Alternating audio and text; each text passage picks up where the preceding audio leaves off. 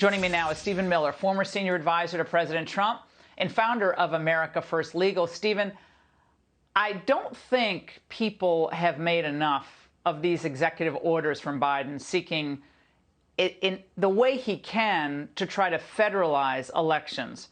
What are we missing here about this executive order, specifically from last March? Well, I think you're completely right.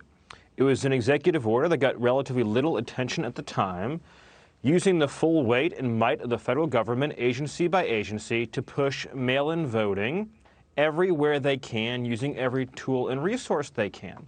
And so, in other words, they were trying to take the tactics used by Mark Zuckerberg to privatize our elections, to establish these anonymous drop boxes where we've now seen what have been called mules or vote traffickers putting in these massive numbers of ballots, unverified, anonymous, unknown.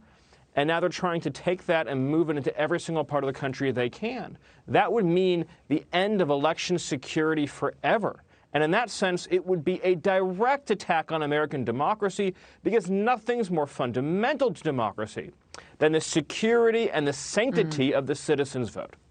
Well, I think it's particularly disturbing in that executive order, that section I highlighted about empowering third-party organizations to push the filling out of the ballots, and the ballot registration application, and so forth, and explaining to people what they need to know. A supposedly nonpartisan institution or organization doing that. I found that to be very disturbing.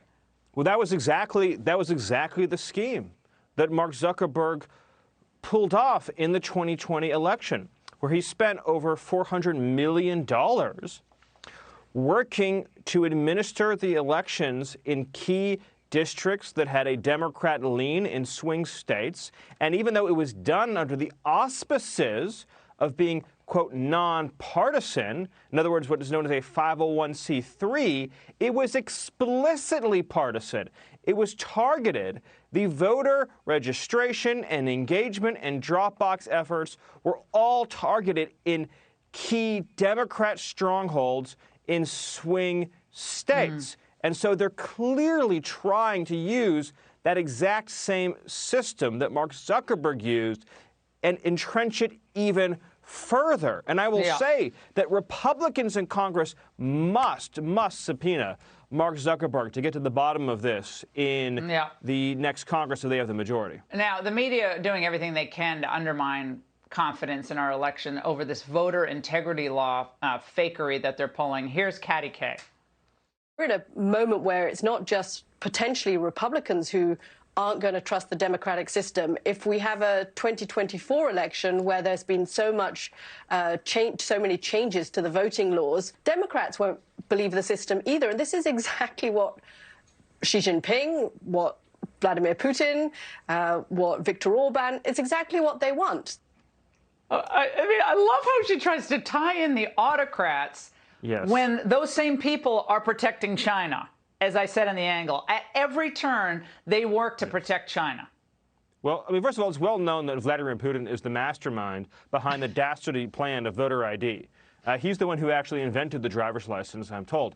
I mean, the whole notion that there is anything improper about asking people to present an ID before they vote.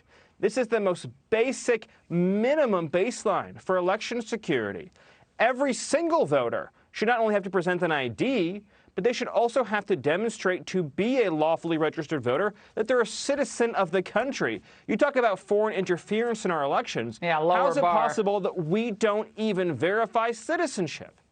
Stephen, great to see you tonight. Thank you. Hey, Sean Hannity here. Hey, click here to subscribe to Fox News YouTube page and catch our hottest interviews and most compelling analysis. You will not get it anywhere else.